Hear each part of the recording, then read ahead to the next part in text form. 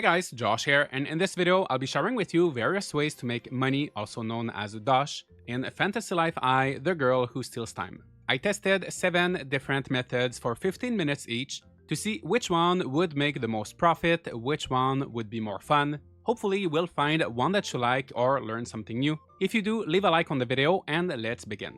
The first method I tested was to hunt mimics in Nostruul Cave. If you've never been there, it is in Janormosia, this cave in the southern part of Drakesnout range. Your first time in this cave, there will be a ton of treasure chests to open, so it is worth visiting no matter what. But also, every single time you come in, you will see a lot of mimics.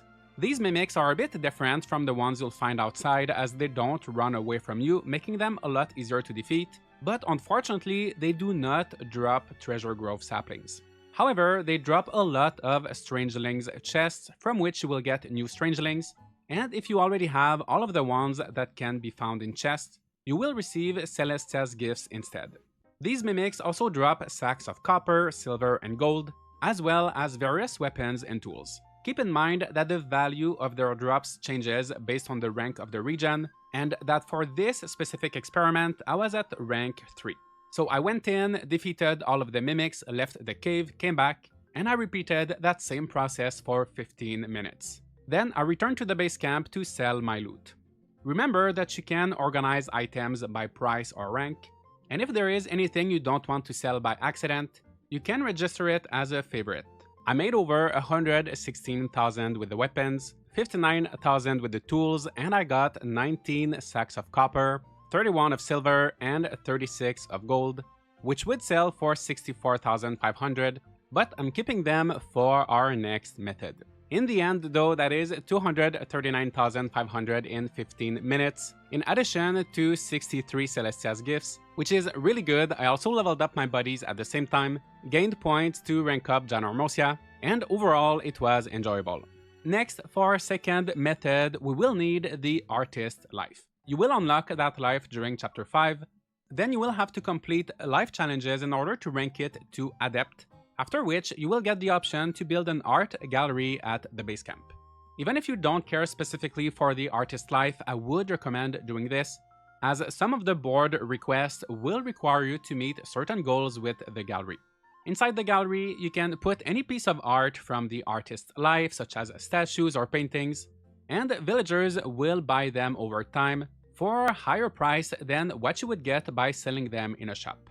So using the silver and gold sacks from earlier, along with sacks of treasures, which are more rare but can be obtained from Pandoras, such as the one in Depths B3, I was able to craft 9 of these piles of pirate treasure. When they're top quality, each one of these sells for close to 35,000 Dosh. At the art gallery, their price will vary, but it should range between 42 to 48,000, so your profits will be much higher there. One thing you should know about the gallery is that what happens here is determined once a day, and it won't reset until the following day. So if you go in, you see customers looking at your art, but they're not buying anything, no matter how many times you talk to them during that day, it won't change their mind. So just go to bed, you can sleep in a villager's house or even place a bed in front of the gallery if you'd like. And when you wake up, the situation at the gallery will be different and you will have a chance of making a sale. So with my 15 minutes, I crafted 9 chests, displayed them in my gallery, slept, went in and out of the building. I managed to make all of my sales and I made about 400,000 Dosh. You can of course sell other things than those treasure chests. They're just one example of a good way to reuse what you get from mimics and Pandoras, and this method makes it very easy to complete all of the gallery related requests on the board. That being said, this sleeping again and again does get tedious, so it is not necessarily something that I would repeat in the future. For the next few methods, we will be focusing even more on crafting. I have heard a few people mentioning how tropical beds were a good way to make money, especially early on, so let's test it out. This is a recipe that you get, I believe, with the fledgling rank of the Carpenter Life, and crafting it requires 4 palm lumber, 2 dandelion puffs, and 2 woven straw fabric.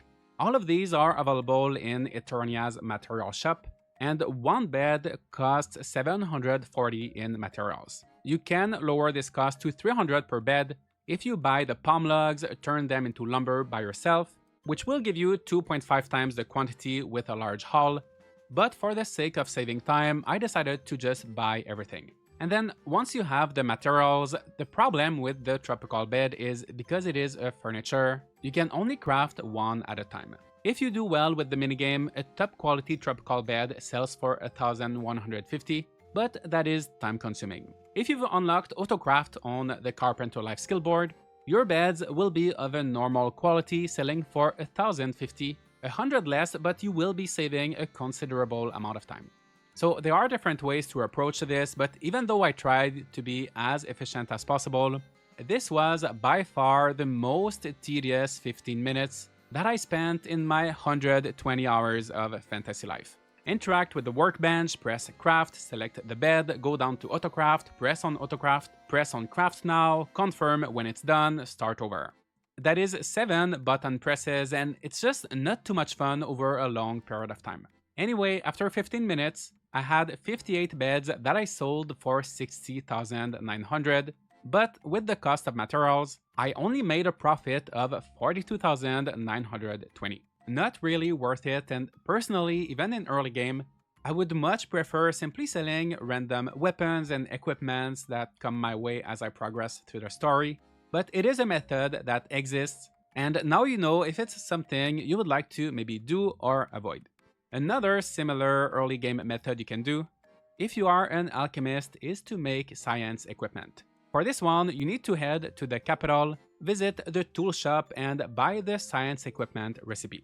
In the same shop, buy as many science flasks as you can, but sadly you cannot buy those in bulk since they're a tool, and getting them one by one is a bit of work. Next to the tool shop is the material shop, and here you can buy suspicious objects, which luckily can be purchased in large quantities. These two items are all you need to craft the science equipment. The recipe will cost you a few thousand Dosh upfront, but otherwise the materials are 950 per science equipment. The crafting process is almost the same as the tropical bed, but because one of the materials is the science flask, which again is actually a tool, meaning it doesn't stack every time you craft, you will have this extra screen asking you to select which flask you want to use, plus a pop-up to confirm your choice. So it is even more work. I ended up giving up after a few minutes, but the profit is higher as each one sells for 3,400. If I had crafted 58 like I did for the beds, I would have made 197,200 Dosh, minus the cost of materials, so a profit of 142,100 Dosh. So I would do that over the tropical bed, but I still wouldn't do it too much because the very first method with the mimics was way better and a lot more enjoyable, and I find that doing a lot of crafting gets tedious. Now, before giving up on crafting entirely, I had to try the stickers. Stickers are made by artists. We also have appliqués made by tailors, and both of these can be used when crafting to increase the chance of an equipment to receive a specific type of skill. One thing you should know is that all stickers and appliques sell for the same price of 400 Dosh. I went for the white woolly sticker. The recipe for this one can be bought from Marco's shop once it's been upgraded to 2 stars, but you could also do the spider sticker or any of the other ones made from materials that can be purchased easily in shops. One white woolly sticker requires 1 red paint, 1 desert log, and 1 sheep fleece. To save a bit of money, you could buy red anthuriums and make the paint by yourself, but it wouldn't make that big of a difference. So I just bought the paint from the material shop in Tropica Isles, then the desert log and sheep fleece from Marco. That is 180 Dosh for these 3 items, but of course don't buy just 3, get as many as you can afford. The beauty with stickers and appliques is that unlike the previous things we crafted, they are materials, not furniture, so they can be crafted in bulk. For this reason, do not use autocraft. Go through the minigame, do 99 of them. If your ability is high enough, you should be able to finish the minigame very quickly, and you will receive 248 stickers. Just keep doing that over and over again. The maximum amount of stickers you can hold is 999, but don't worry, once you exceed that limit, the excess gets sold automatically for the same price they would in a store. so there is no need to go and sell them manually until the very end. During my 15 minutes, I had to restock on materials twice, and I did lose track of the calculations since I had some materials left over at the end. I also ended up buying a bunch of other random things at the shops, but I made a bit over 2 million. Like I said, it's not worth bothering making the paint from scratch. This method feels a bit broken, as with 2 million you can buy pretty much every recipe in the game and never have to worry about money ever again. Maybe you think this is too easy, not very fun. You'd like a bit more of a challenge. Well, the good thing about Fantasy Life is that there are so many ways to play, and I also needed a break from crafting, so I decided to have a look at the fruit trees. Marco at the base camp is the one selling fruit trees. They cost 5,000 Dosh each, no matter what type of tree. And as far as I know, they unlock based on your progress in the story, or as you discover different fruit. Apples and mixed fruits sell for 30 Dosh each, pears sell for 90, cherries sell for 120, so I went for 10 cherry trees. By the way, if you buy trees or ores from Marco, they will not grow back if you destroy them, so just keep that in mind. That being said, they can be moved or removed at any time.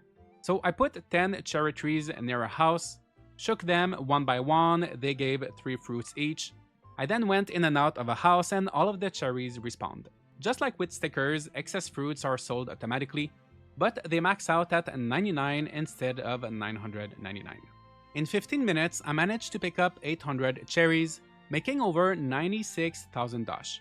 Keeping in mind my initial investment, that is still a profit of 46,000. That is not too bad, and in my opinion, slightly more exciting than crafting. This could be good in a pinch if you're at base camp, too lazy to go out, and you just need a few thousands quickly. For our final method, just for fun, I was curious about bug catching. Just like fruits, bugs respawn every time you enter an area, and unlike real bugs, they never move. If you see a bug in Fantasy Life, it will remain at that same spot forever. So I found this dragonfly in Spirit Road, and I know they're some of the most valuable bugs, selling for 900 Dosh each. I spent the next 15 minutes going in and out of the teleportation gate and picking up the same dragonfly. I made about 40,000 selling them, and if you're having trouble finding where the bugs are in your inventory, they are under materials, and you can apply the currency item filter, which will show you not only bugs, but also the sacks of copper, silver, gold, items that are generally safe to sell. After selling all of my dragonflies, I realized that there was possibly a better spot for bug catching, also accessible from Spirit Road. If you take this exit out of the cave, it brings you to a little area with a random beetle right next to it. The value of the beetle will vary, but because it is so close to the cave, it will be much faster to go in and out of here than using the teleportation gate. Either way, this is far from the best way to make money, but if you ever need a lot of bugs for whatever reason, you can use this technique. So these were 7 ways in which you can make money in Fantasy Life I, the girl who steals time. Some are way more efficient than others, some are more fun. In reality, you don't need that much money in this game. There is not a lot to spend it on. So I tried my best to integrate some general tips and tricks in this video, and I hope you got to learn a thing or two. Let me know what is your favorite way to make money in this game. Feel free to check out my playlist of Fantasy Life tips and tricks videos. Leave a like and subscribe for more content like this, and I'll see you all in the next video.